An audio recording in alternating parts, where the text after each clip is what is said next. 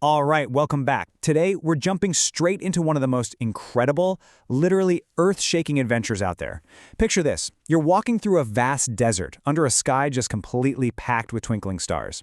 We are catching up with the Israelites right after they made that huge, epic exit from Egypt. They've just rolled up to the Sinai Desert, and let me tell you, they are about to experience something so massive, it's going to change their lives forever. We're unpacking the true story from Exodus chapter 19 in today's explainer, and you're not going to want to miss a single second. So let me ask you something right off the bat.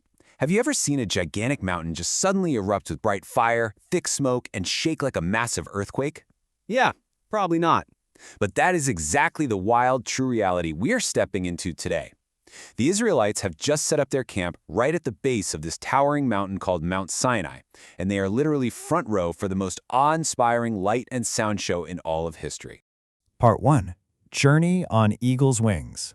Now, as Moses heads up the mountain, God uses this absolutely beautiful picture to describe his love for his people. The text says, "I carried you on eagle's wings and brought you to myself." Wow.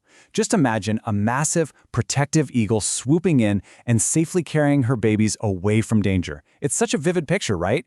God is reminding them, hey, I rescued you from Egypt, I carried you safely through this giant desert, and I brought you right to myself because you are my incredibly special treasure.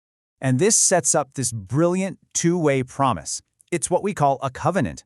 On one side, you've got God promising that if they listen to him, they'll be his own special, set-apart nation out of everyone on earth.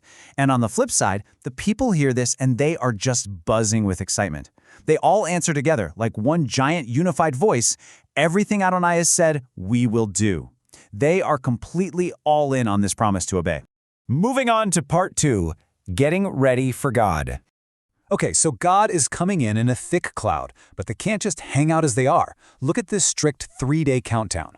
First off, wash your clothes. And hey, this wasn't just about smelling fresh, it was a physical way to show their hearts were clean and prepared for spiritual purity. Second, Moses had to draw this massive, bright boundary line all the way around the base of the mountain. God's warning was super clear. Do not go up, do not even touch the mountain, or you're in serious danger. It really shows us that getting ready for God takes deep respect and absolute purity. Then step 3, they just had to patiently wait for the 3rd day. Part 3. Sound of the Shofar. Now, with thousands upon thousands of people spread out in this camp, they needed a gigantic signal to know when it was actually safe to approach that boundary. Enter the shofar. Have you ever seen one of these? It's a special ancient trumpet. But we're not talking about some shiny brass instrument from a marching band. No, this is actually made from the horn of a ram.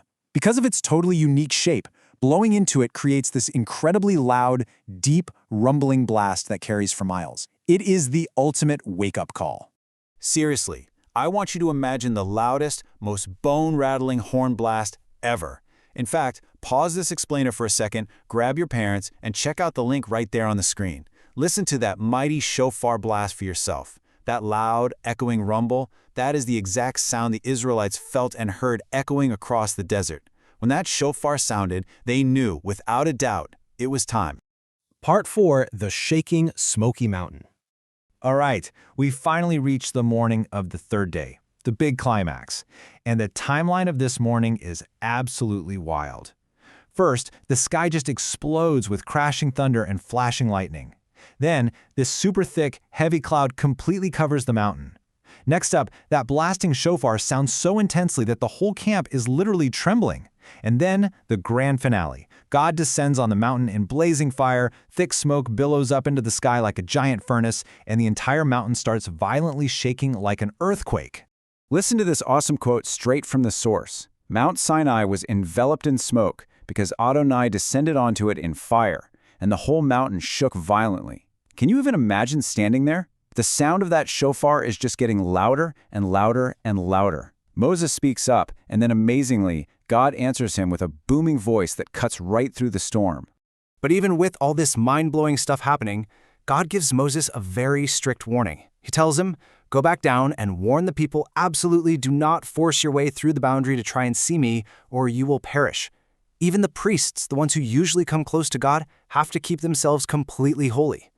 This just proves beyond a shadow of a doubt that God is perfectly holy. He is totally distinct from us, and he demands our utmost, deepest reverence. And finally, Part 5. Big Lessons from Sinai. What a truly incredible adventure, right? So let's grab some food for thought and pull out 3 massive morals from Exodus 19. Number 1, God's absolute holiness and reverence. That terrifying display of thunder, lightning, and fire, that highlights God's supreme majesty. Approaching him isn't casual, it requires deep, deep respect. Number 2, spiritual preparation and purity. Just like they had to literally wash their clothes, approaching sacred things means we need a pure heart and a real desire to turn away from uncleanness. And number 3, obedience and keeping promises. True faith is when we eagerly step up and say, everything God has said, we will do. It is a two-way street of mutual commitment and willing, active obedience. Thank you so much for joining me on this awesome Mountain Explainer today. If you want to keep exploring these amazing stories with us, definitely click the bell button, like, share, and subscribe. Now, as we wrap up, I'm going to leave you with one big question to chew on. Knowing you have God's eagle's wings protecting you, how are you going to prepare your own heart to meet him today?